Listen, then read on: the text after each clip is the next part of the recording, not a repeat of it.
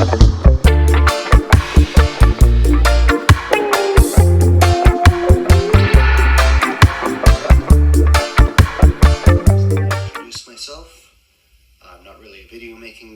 but I've been watching quite a few of your videos over the last few months.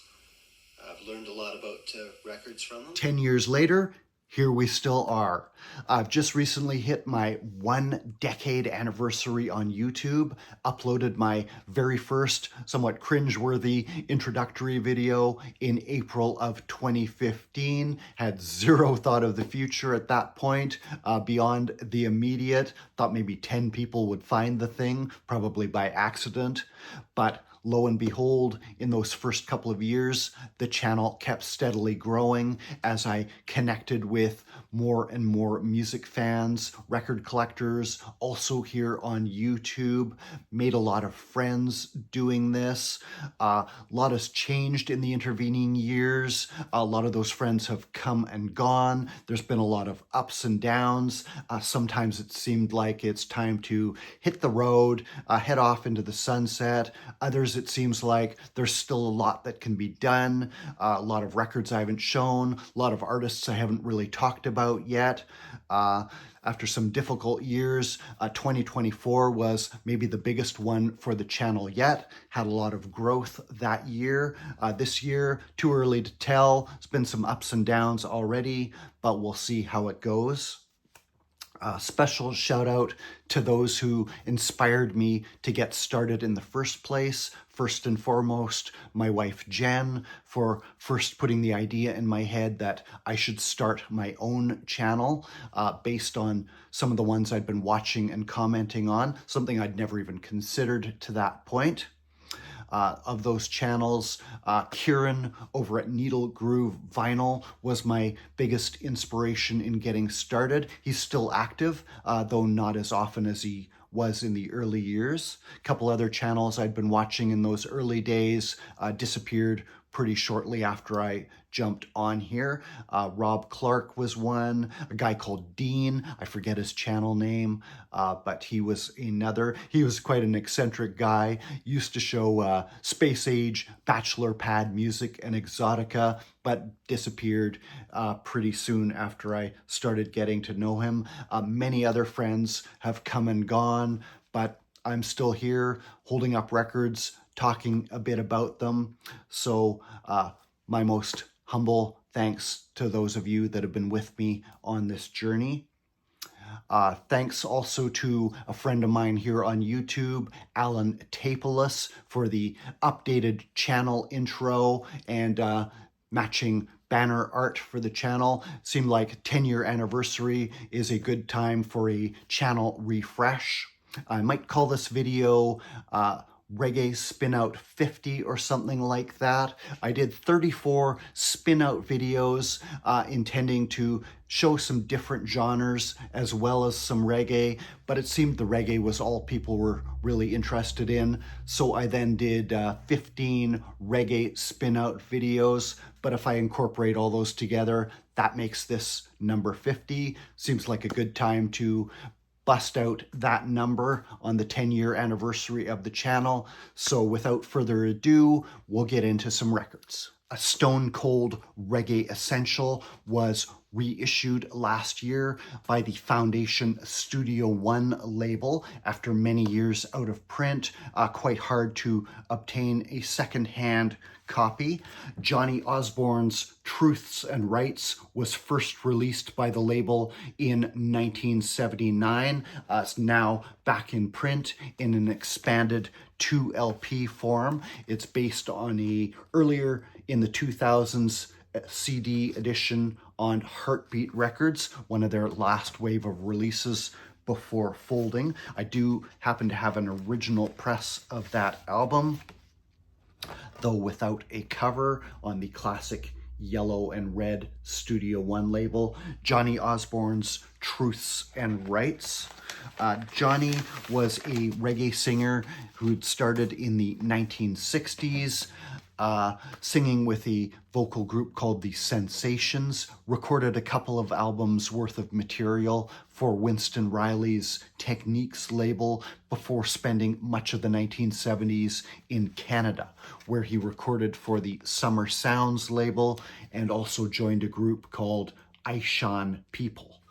But by the late 1970s, he'd returned to the island and made his way to Cox and Dodd's Studio One label. Studio One was kind of on the ropes at that point. Its best days behind it. Most of its key artists had long since departed. Artists like Bob Marley, Burning Spear, and others. And Studio One's rhythm tracks, which had become something of a common language in reggae music, versioned over and over again, familiar to anyone who hears the first notes, had been taken by other producers, done over by them, much to the frustration of Dodd, who once got into physical blows with one of the most frequent borrowers of his rhythm tracks, Jojo Hookham at Channel 1. But by the late 1970s, the music was starting to shift into the early dance hall era, and Cox and Dodd decided to fight back against this wholesale versioning of his rhythms by versioning them himself, sometimes with some updated instrumentation, some tinkering with the mixes, and bringing in a fresh wave of artists who could update those vintage rhythm tracks with new lyrics and launch them out again. And one of the prime artists behind that movement was Johnny Osbourne, along with Sugar Minott, Jennifer Lara, Freddie McGregor, and others. The Truths and Rights album reused vintage Studio One tracks, updated for the time, with Johnny composing new songs over it. Not a single weak track to be found on here, and this is an expanded edition with some extended mixes, some dub versions, absolute reggae essential, now easily available all over again, much needed reissue from Studio One.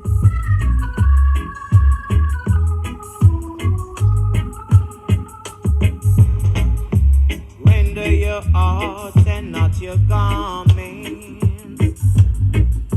The truth is there, for who have eyes to see? Partiality has no place in this judgment. Remember the words of prophecy. Children run, come to truths and rights. That's what I'm about. You know the truths and rights. Teach it to the children. Shortly after that, Johnny Osbourne, the Studio One label, reissued yet another classic from their back catalog, long out of print, not the easiest to find on the collector's market. I didn't think I would ever own a vinyl copy. I actually did a full video on this artist about a year ago when he passed away, so I don't need to say a massive amount about him here. It's the ebullient Lester Bullock, better known as the DJ Dillinger, who was part of a wave of DJs who came to prominence in the 1970s. He would have a couple of big crossover hits with CB200 and the controversial Cocaine in My Brain. But shortly before that, circa 1975, had his debut album released by Studio One, which I did not have in my collection to show when I did that video on him, but it's now out again. Ready, Natty, Dreadie was only the second DJ album, I believe, ever issued by Studio One, following on from Dennis Al Capone's Forever version, which I think was the second DJ album ever.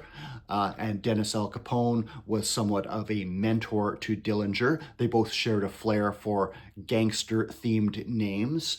Again, it's all about the updating, the reversioning of classic Studio One rhythm tracks, each artist in their turn adding new lyrics or putting their own spin or flavor on a track that has been used before. In this case, the title track, Ready, Natty, Dreadie, encouraging the rise of Natty culture, Rasta culture in reggae music.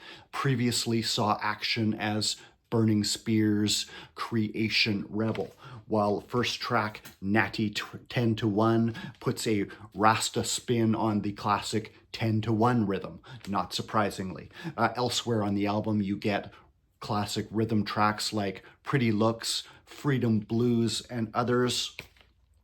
Dillinger, one of the most exuberant DJs of the 1970s. His debut album, issued circa 1975. This is the yellow vinyl edition with the reproduction Winrow label, which I think the original came on, one of the Studio One sub-labels. Dillinger with Ready, Natty, Dreadie, quite early classic DJ album from Studio One. For the beauty of the skies, for the love which from our birth, over and around us line, so that if you fight a good fight with all thy mind, for Jah is thy strength and Jah is thy right. Are you ready, Natty Dreadie? So Natty Dreadie, do you ready?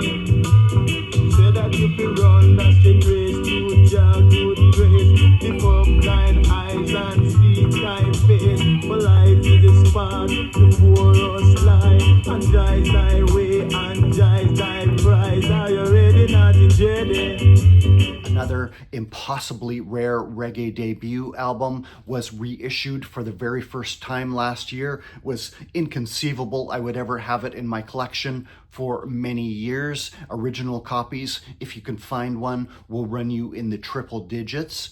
We're truly living in a blessed golden age when so much hard to obtain music is now easily available at your fingertips. I was first introduced to reggae singer Earl Lowe, better known as Little Roy, through a 1990s compilation on the Pressure Sounds label called Tafari Earth Uprising, only the 6th release they ever put out. They're well over 100 releases now. Little Roy was a singer who started out in the 1960s, very early in his teens, did some work for Studio One and Prince Buster, but became more prominent through some hits for producer Lloyd the Matador Daly, including Hard Fighter, seen here on the Big Shot label, the B-side of which, Voodoo by the Hippie Boys, is considered one of the earliest drum and bass dub versions, and also through Bongo Naya, which reportedly hit #1 in Jamaica, despite the Rasta theme of its title and lyrics, was even covered by Byron Lee and the Dragonaires, indicating how successful it was. But by the 1970s, Little Roy was looking to take more control of his career, his music, and formed a collective called the Tafari Syndicate with producer Melvin Munchie Jackson. Little Roy, a very devout member of the 12 Tribes of Israel organization of Rastafari, the faith permeating and informing much of his music. In the mid-1970s, he had another major hit on his hands with a song called Tribal War, commenting on the internecine conflict and violence plaguing Jamaica, a theme which would remain relevant for many years to come. The song was recorded at Lee Perry's Black Ark studio, as Little Roy and Lee Perry lived very close by each other, knew each other well. Perry didn't produce it, but Little Roy and Munchie Jackson self-produced it at the Black Ark studio, as well as a couple of other songs. Don't Cross the Nation, I think, was one. and around 1975, Munchie Jackson, in connection with Lloyd Barnes in the US, would issue Little Roy's debut album, Tribal War, only released in the United States, I believe. Did not have a cover at that time, just came in a plain sleeve, but the reissue has added some tasteful cover artwork. Little Roy, Tribal War, once almost impossible to own an original copy of this, here on a replica of the Aries label. Leads off, of course, with that title track, Tribal War, which would become a hit all over again a couple of years later when covered by singer George Nooks. God is Good, Blackbird, Hail Breda Faya, Don't Cross the Nation, very Rasta themed, with a certain rough-hewn quality to these songs. Little Roy himself considered it unfinished, considered these tracks demos, but it was put out anyway, becoming a much sought-after reggae rarity. Little Roy is still active, never what you would call prolific, at least in terms of LPs, but has followed an eclectic career path that has seen him work with Adrian Sherwood in the UK, and in the 2010s even release an entire album of Nirvana covers, despite, by his admission, having never heard their music before. The album apparently supposed to be quite good. Little Roy, somewhat undersung reggae legend, his debut album available once again. Oh, it was happening, but it's happening no more, yeah. It was happening, tribal war, yeah. We don't want no more to die. No, tribal war. I know that we are defending. Yet another reggae rarity got its first ever reissue in 2024. Original copies of this one starting at over $400 on Discogs right now. The debut album by New York City-based reggae band More Relation first appeared around the New York area in 1979. The band had formed as a pickup group for visiting Jamaican artists, backing them up live on stage, before developing their own original material, firmly in the roots reggae tradition from Jamaica, but with their own slightly distinct flavor to it, much as bands in the UK and Canada also did. The group pictured, no doubt, freezing in the snow there. But by the early 1980s, the group had split. They would reunite quite a bit later in the 1990s, do some sporadic later recordings, but their music in the meantime was kept alive and in circulation by reggae DJs worldwide, sound system selectors, particularly in Brazil, I suspect, where their music seems well remembered, well loved, with Jehovah's Kingdom and Solve Them becoming particular sound system dance power plays. This is the first ever reissue of that debut from the Roots Vibration label out of Europe. Heavy cardstock sleeve, high quality reissue. Roots reggae from America with the odd more romantic themed song as well. More Relation, self-titled.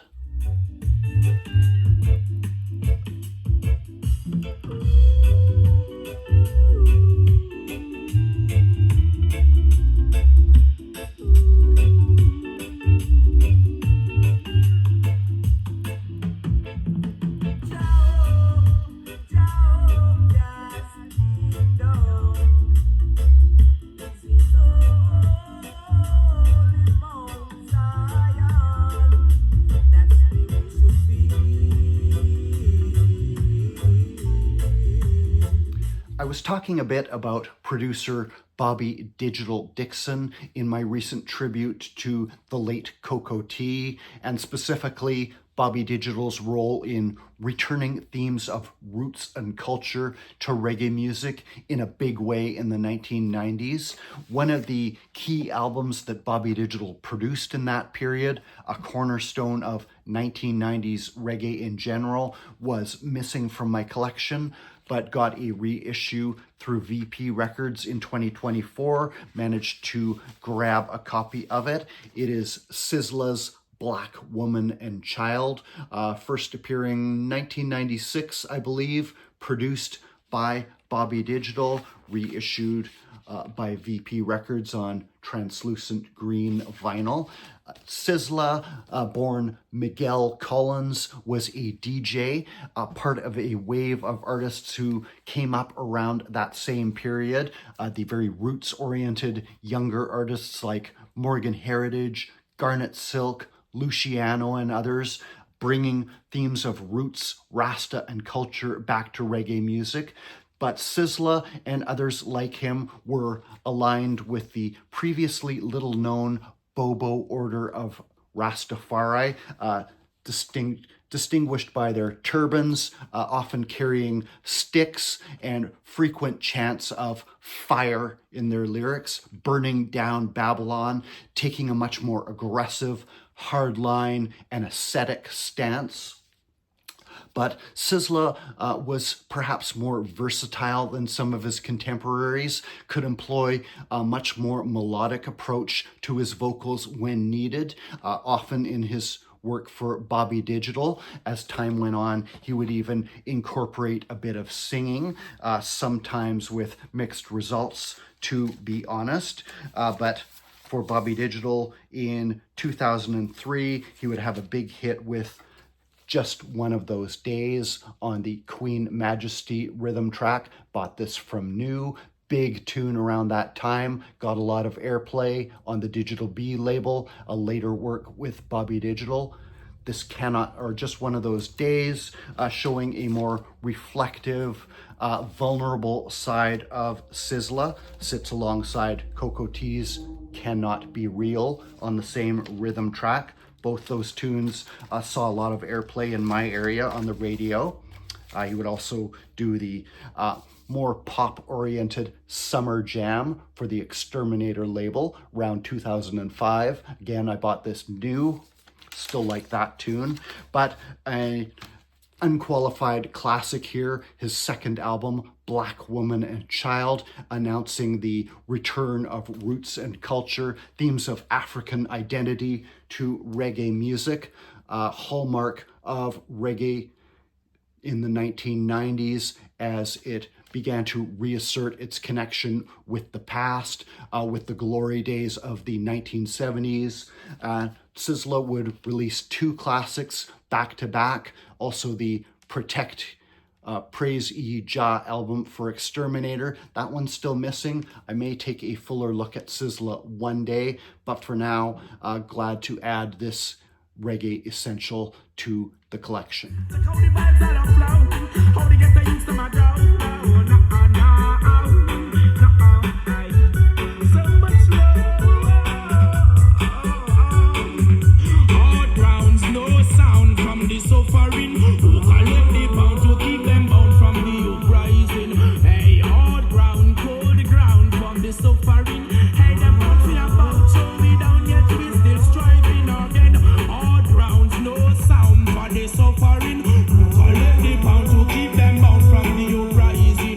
Going to be it for today, guys. Thanks for watching. These new arrivals have been piling up for some months now. Glad to finally get them out there, share them with you in a video. What's coming up on the channel? I have a 3-part spotlight on reggae producer Leslie Kong, completed in the can. A while back, I also did a film review for a Japanese language film on Netflix. One of my worst viewed videos. So of course I did another one. That'll probably be coming up at some point in future. Beyond that, haven't really figured out what I'll start working on next. Let me know if there's anything you want to see in the comments. And once again, my humblest thanks and appreciation for everybody who has joined me on this now 10-year long and counting journey on YouTube. Cheers, guys, and take care.